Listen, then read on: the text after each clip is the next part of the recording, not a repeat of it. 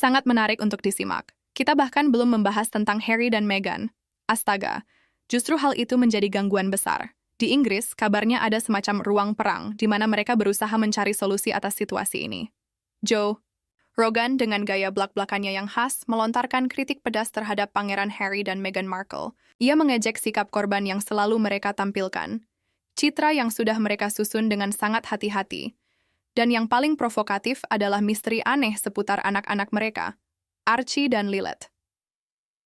Apa yang awalnya tampak sebagai sindiran ringan, ternyata berubah menjadi tuduhan serius terhadap pasangan yang sudah berusaha, namun gagal total, mengubah diri mereka menjadi semacam keluarga kerajaan Hollywood.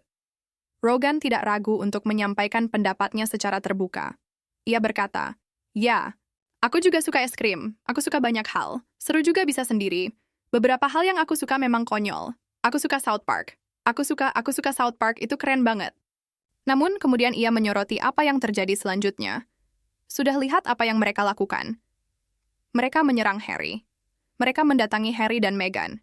Dia sedang menggugat mereka, dan mereka juga berusaha menggugat balik. Seperti itulah keadaannya. Reaksi internet pun datang dengan cepat, dipenuhi meme, tawa, dan kritik pedas. Dengan cara itu, Rogan mengungkapkan apa yang sebenarnya sudah sangat jelas bagi publik. Harry dan Meghan bukan hanya salah paham, melainkan benar-benar salah memahami situasi mereka sendiri. Balasan terhadap kritik itu pun semakin keras dan ejekan semakin nyaring terdengar. Bagi Duke dan Duchess of Sussex, penghinaan ini terus bertambah. Salah satu bagian paling tajam dan kontroversial dari komentar Rogan adalah fokusnya pada anak-anak pasangan ini. Ia menyoroti misteri dan kontroversi yang mengelilingi Archie dan Lilith yang menjadi bagian dari perbincangan publik yang tak kunjung reda. Tampaknya memang begitu, dan sepertinya wanita itu seperti penggoda yang memikat, layaknya sirene yang menjebak seseorang ke dalam situasi sulit. Saya sudah lama tidak mendengar istilah seperti itu. Dia hampir seperti seorang pelacur, istilah yang memang kasar, tapi yang jelas dia sangat kuat dan berpengaruh. Joe Rogan bahkan bercanda bahwa dia lebih sering melihat Bigfoot daripada melihat anak-anak mereka, lelucon yang memicu tawa sekaligus keheranan di studio. Meskipun terdengar kasar, candaan ini membuka topik yang selama ini dihindari banyak orang, yaitu ketidakhadiran Archie dan Lilith yang sangat mencolok dan terukur dari sorotan publik. Dua anak selebriti yang paling banyak diperbincangkan di dunia ini hampir tidak pernah terlihat dalam foto atau rekaman langsung. Saat Meghan memperkenalkan Lilith, itu pun hanya dalam gambar yang sudah diedit rapi dan dirilis beberapa bulan setelah kelahirannya. Kemudian Meghan meyakinkan publik bahwa dia memilih untuk keluar dari keluarga kerajaan, seolah berkata, "Aku cabut, aku tidak butuh kalian." Hal ini terasa aneh, mengingat mereka sebenarnya menerima dukungan finansial yang cukup besar sebagai anggota keluarga kerajaan. Apa sebenarnya yang mereka dapatkan? Uang saku, acara publik, hampir tidak ada. Paparazzi, ya, mereka tetap ada. Bandingkan dengan transparansi yang ditunjukkan oleh anak-anak William dan Kate yang tumbuh di depan mata dunia, sering menghadiri acara publik, dan berpose bersama orang tua mereka. Ketidakjelasan ini memicu spekulasi luas. Bukan berarti anak-anak Meghan dan Harry benar-benar palsu, tetapi keluarga Sussex telah membangun strategi media yang sangat tertutup dan rahasia, sehingga menimbulkan keraguan. Ketika sebuah kerajaan dibangun di atas citra keaslian, menyembunyikan keluarga yang seharusnya dipamerkan dalam wawancara terasa, setidaknya tidak tulus, dan dalam skenario terburuk, bisa dianggap sebagai manipulasi terhadap publik. Komentar Joe Rogan bukanlah tanpa konteks. Pendapatnya mencerminkan sentimen publik yang telah berkembang sejak masa Meghan dan Harry mulai menjadi sorotan. Dahulu mereka dipuji sebagai sosok yang berani mengungkap sisi lain dari monarki yang kaku, namun kini mereka justru menjadi simbol dari budaya keluhan yang dianggap dibuat-buat. Survei terbaru yang dilakukan oleh YouGov pada awal tahun 2025 menunjukkan bahwa hanya sekitar 23% orang Amerika yang memiliki pandangan positif terhadap pasangan ini, angka yang turun drastis dari lebih dari 50% hanya dalam kurun waktu 2 tahun terakhir. Apa penyebab penurunan ini? Karena banyak orang merasa tidak suka dipermainkan. Mulai dari wawancara mereka dengan Oprah, di mana beberapa klaim penting kemudian dibantah, hingga memuar Harry yang berjudul Spare yang ditulis dengan bantuan orang lain dan penuh dengan kontradiksi serta cerita yang diragukan kebenarannya, pasangan ini telah membakar jembatan dengan para penggemar maupun jurnalis. Joe Rogan sangat menyadari hal ini. Dalam salah satu momen podcastnya, ia berkata dengan nada santai, Kamu? Dan menjawab sendiri, iya, saya warga negara ganda. Jadi, lihat kamu. Iya, saya tahu. Gimana itu? Ya, saya sedikit kesal dengan Pangeran Harry, tapi selain itu, semuanya berjalan dengan baik. Ketika ditanya apakah ia marah karena Harry meninggalkan tahta, Rogan menjawab, tidak, maksudku, itu tidak masuk akal, ya? Ya, mungkin sih. Menurut Rogan, hal ini masuk akal karena pada akhirnya Harry dan Meghan berhenti menjadi korban dan mulai membangun merek mereka sendiri. Mereka tidak mundur dari sorotan publik, melainkan merombak citra mereka dan menghasilkan keuntungan dari situasi tersebut. Ini bukan soal keberanian, melainkan bisnis. Bahkan para pendukung liberal yang dulu membela mereka sebagai suara progresif modern, kini mulai menjauh. Mereka melihat dua sosok yang lebih terobsesi bukan pada kebenaran, melainkan pada waktu tayang dan exposure media. Dalam pandangan publik, kredibilitas adalah mata uang yang sangat berharga, dan Harry serta Meghan sudah kehilangan nilai tersebut. Salah satu momen podcast yang paling banyak dibicarakan adalah ketika Rogan menirukan gaya bicara Harry dengan Joe. Rogan menggambarkan dengan sindiran tajam bagaimana Pangeran Harry seolah-olah menangis palsu sambil mengeluh tentang kehidupannya yang sulit, meskipun sebenarnya ia lahir sebagai pangeran di istana dengan segala kemewahan dan pelayan yang melayani. Penonton pun tertawa, bukan karena kesulitan emosional itu lucu, melainkan karena pencarian Harry akan simpati publik terasa sangat jauh dari kenyataan.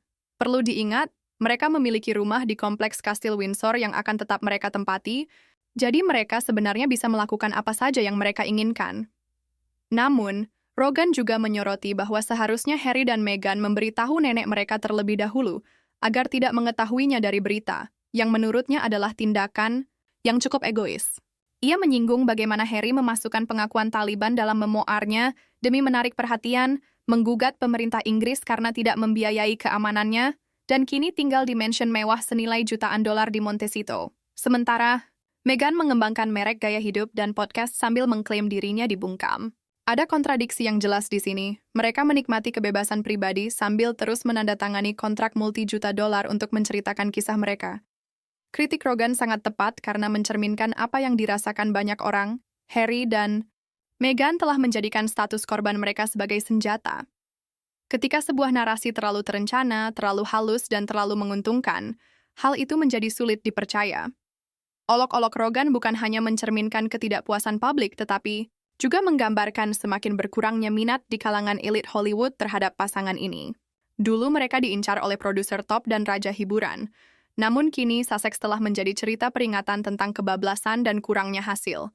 Contohnya, Spotify membatalkan podcast Meghan, Archetypes, pada 2023. Meskipun mereka sangat populer, yang mereka butuhkan hanyalah mulai mengendorse produk makeup, sepatu, dan jam tangan agar bisa menghasilkan uang. Dan tiba-tiba, Jet menjadi jutawan. Ia memiliki banyak pengikut di Instagram yang diduga ingin mulai dimonetisasi. Namun seberapa banyak yang sebenarnya bisa mereka dapatkan? Ada tuduhan bahwa ini adalah penipuan di balik layar. Para eksekutif Netflix dilaporkan sudah kehilangan kesabaran dengan pasangan yang tidak mampu menghasilkan konten yang efektif. Joe Rogan mengejek kerja keras mereka di Hollywood dengan mengatakan, mereka datang dengan gelar kerajaan dan cerita trauma, tapi lupa membawa bakat. Ia tidak salah. Serial animasi mereka, Pearl, dibatalkan sebelum produksi dimulai. Merek gaya hidup memasak Meghan, American Riviera Orchard, dianggap tidak relevan dan ketinggalan zaman.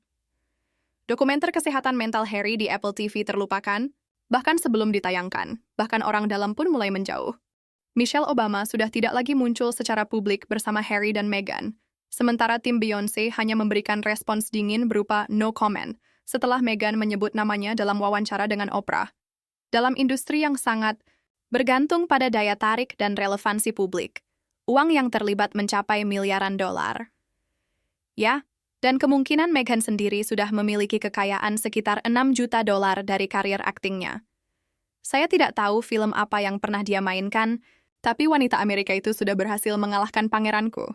Dia pindah ke Vancouver, dan orang itu bahkan tidak tahu ada masalah rebis di sana.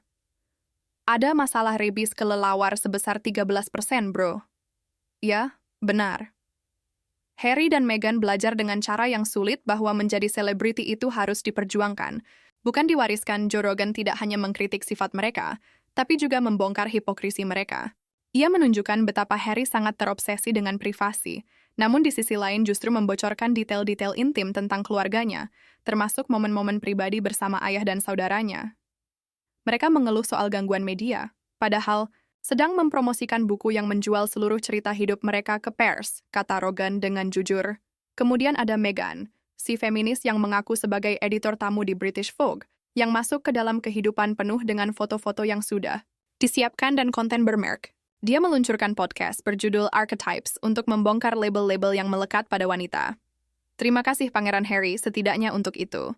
Tapi apakah ini yang didapatkan sang ratu? Uang cucunya kan bukan untuk konsumsi publik. Oh, my God. Sang ratu menerima 58 juta dolar bebas pajak dari Sovereign Grant pada tahun fiskal 2016 sampai 2017. Luar biasa. Semua itu hanya untuk menghabiskan 12 episode yang mengulang narasi korban mereka sendiri dan menjatuhkan nama-nama selebriti. Sementara itu, pasangan ini terus mengajak orang untuk berbelas kasih, otentik, dan transparan, namun mereka justru menyembunyikan anak-anak mereka, mengabaikan keluarga sendiri, dan menggugat media. Rogan mengatakan apa yang dipikirkan jutaan orang. Mereka bukan menginginkan privasi, melainkan kebal dari kritik. Kontradiksi ini sangat mencolok. Kamu tidak bisa membangun merek publik di atas penderitaan dan berharap bebas dari sorotan publik, apalagi jika kamu mendapatkan keuntungan dari drama yang kamu klaim telah menghancurkanmu. Mungkin inilah kebenaran paling keras yang diungkapkan oleh Joe Rogan. Publik sudah tidak mau lagi ikut-ikutan mendukung pasangan ini. Dulu, mereka disimpatikan sebagai pasangan muda yang berani keluar dari monarki yang kaku, tapi sekarang orang-orang di dunia maya justru mengejek setiap langkah mereka. Media sosial pun meledak setelah segmen Rogan tayang, dengan tagar tag seperti Grifters Monte Carlo, Royals palsu, dan bahkan nama Archie menjadi trending dalam beberapa jam saja. Meme-meme yang beredar sangat kejam. Salah satu tweet mengatakan, Harry dan Meghan ingin kita percaya mereka tertekan, padahal tinggal di kastil sambil makan avocado toast. Pengguna lain bercanda, Joe Rogan ditemukan. Rogan juga menyindir bahwa ada lebih banyak kebenaran yang bisa ditemukan dalam perjalanan DMT daripada yang Meghan sampaikan dalam seluruh podcastnya. Ini bukan sekadar obrolan konspirasi pinggiran, melainkan ejekan yang sudah menjadi arus utama. Tingkat persetujuan mereka di Inggris sekarang bahkan lebih rendah daripada Pangeran Andrew. Menurut survei Mori Ipso pada tahun 2025 di Amerika Serikat, popularitas mereka di kalangan usia 18-35 tahun sudah turun di bawah 25%. Padahal, pada tahun 2020, angka itu masih lebih dari 60%, saat bahkan generasi milenial yang liberal pun mulai menyerang mereka karena dianggap berpura-pura. Pesan yang mereka bawa bukan hanya hilang, tapi juga menjadi beracun. Dan Joe Rogan, dengan audiensnya yang sangat besar dan kata-katanya yang tajam, telah menjadi megafon bagi reaksi balik tersebut. Joe Rogan tidak hanya mengejek Harry dan Meghan, tapi juga mengkritik seluruh kerajaan media yang mereka bangun. Dulu, merek Sussex dianggap sebagai awal baru untuk monarki modern, namun sekarang pandangan berubah drastis. Merek mereka kini terlihat sebagai campuran dangkal dari rasa kasihan, diri, gugatan hukum, dan branding gaya hidup yang kosong. Mulai dari podcast yang gagal, proyek animasi yang dibatalkan, hingga usaha-usaha aneh yang tidak nyambung seperti memasak dan dekorasi rumah, jelas pasangan ini sedang berjuang keras untuk tetap relevan. Kesepakatan mereka dengan Netflix masih belum jelas, kontrak dengan Spotify sudah berakhir, dan hubungan mereka dengan keluarga kerajaan telah rusak parah tanpa harapan untuk diperbaiki. Posisi mereka di mata publik pun sudah sangat jatuh. Olok-olok Rogan bukan sekadar lelucon biasa, melainkan pernyataan bahwa arus budaya telah berbalik.